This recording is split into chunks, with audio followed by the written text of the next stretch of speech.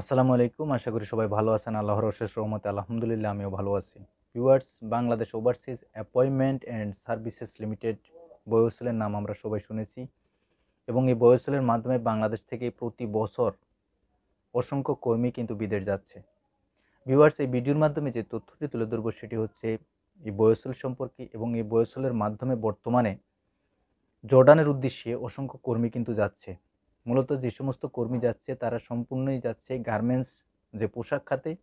কারণ আমরা সবাই জানি যে জর্ডানের মূল একটি অর্থনৈতিক খাত এখন শুধুমাত্র এই পোশাক খাত। তারা অর্থনীতিকে চাঙ্গা করার জন্য এই পোশাক খাতকে বর্তমানে বেছে নিয়েছে এবং সেই হিসাবে বাংলাদেশ থেকে কিন্তু অসংখ্য কর্মী যাচ্ছে।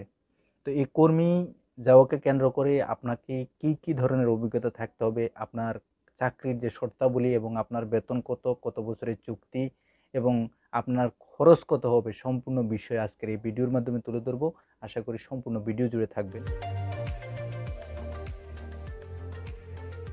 ভিউয়ার্স, আমরা জানি যে বিদেশে কর্মী নিয়োগের ক্ষেত্রে BOESL কোনো ধরনের কোনো আর্থিক লেনদেনের সাথে জড়িত থাকে না নগদ অর্থের ক্ষেত্রে, এবং তাদের কোনো এজেন্ট, সাব এজেন্ট বা প্রতিনিধি বা দালাল এ ধরনের কোনো কিছুই নেই।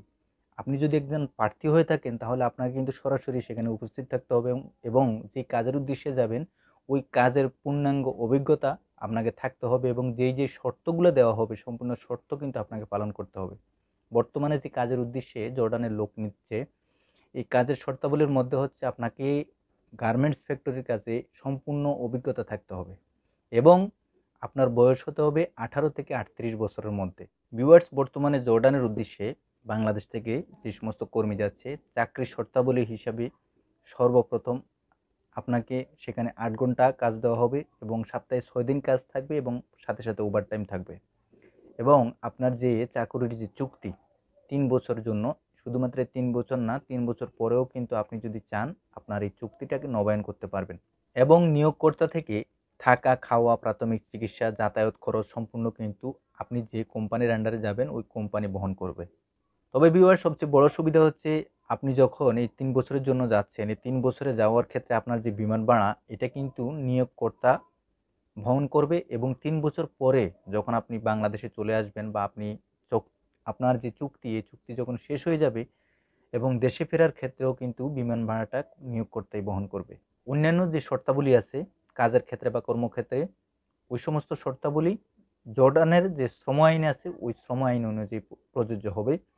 এবং আরেকটি গুরুত্বপূর্ণ বিষয়, জর্ডানের ক্ষেত্রে আপনি যদি কাজ করতে যান, আপনি যদি একজন কর্মী হিসাবে, ওয়ার্কার হিসাবে যেতে চান, সেক্ষেত্রে অবশ্যই খেয়াল রাখবেন যে আপনার বাংলাদেশে কোনো মামলা বা আইনি কোনো ঝামেলা আছে কিনা, বা আপনি বিগত কোনো বছরে জর্ডানে গিয়েছেন, জর্ডানে কাজ করছেন, জর্ডানের মধ্যে আপনার কোনো আইনি কোনো সমস্যা আছে কিনা, ওই দেশে জর্ডানের ভিতরেও যদি কোনো সমস্যা থেকে থাকে তথা বাংলাদেশের মধ্যেও, এই দুটো দেশের মধ্যে যদি আপনার কোনো সমস্যা থাকে, মামলা মোকদ্দমা বা আইনি কোনো সমস্যা থাকলে আপনি কিন্তু সেক্ষেত্রে প্রযোজ্য হবেন না। এবার আসি ভিউয়ার্স BOESL এর সার্ভিস চার্জ সম্পর্কে।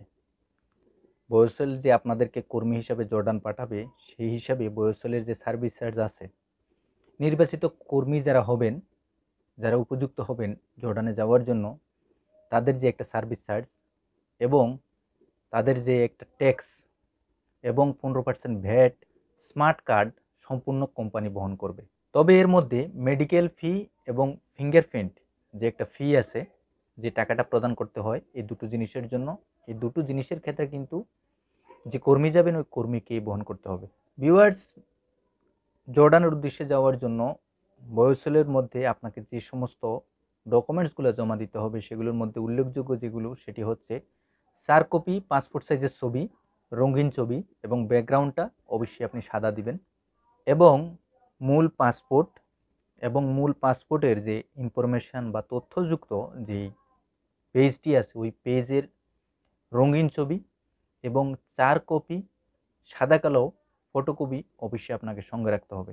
এবং যেহেতু আপনি একজন গার্মেন্টস কর্মী হিসেবে যাচ্ছেন, এজন্য আপনাকে বর্তমানে বাংলাদেশে যে গার্মেন্টস আপনি কাজ করতেছেন, কন্টিনিউ আছেন, ওই গার্মেন্টসের হাজিরা কার্ড এবং পরিচয়পত্র অবশ্যই আপনাকে সঙ্গে আনতে হবে।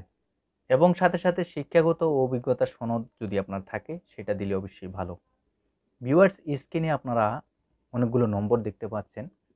আপনাদের সুবিধার্থে নম্বরগুলো দেওয়া হলো, আপনারা চাইলেই নম্বরগুলোতে কল করে ফোন দিয়ে যোগাযোগ করতে পারেন এবং সঠিক তথ্য আপনারা সেখানকার যে কর্মরত কর্মকর্তারা আছেন তাদের মাধ্যমে আপনারা পাবেন।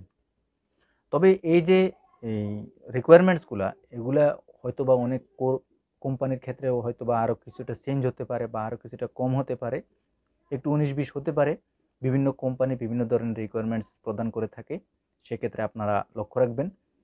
তো আশা করি আজকের ভিডিও এ পর্যন্তই ভিউয়ার্স, সবাই বুঝতে পারছেন। আর যদি কারো কোনো প্রশ্ন থাকে কমেন্ট বক্সে কমেন্ট করবেন, ইনশাল্লাহ চেষ্টা করব প্রশ্নের উত্তর দেওয়ার জন্য। যারা এই ভিডিওটি প্রথম দেখছেন, প্লিজ চ্যানেলটি সাবস্ক্রাইব করবেন, পাশে থাকবেন। আগামীতে নতুন কোনো ভিডিও নিয়ে খুব শীঘ্রই উপস্থিত হবে ইনশাল্লাহ। আল্লাহ হাফেজ।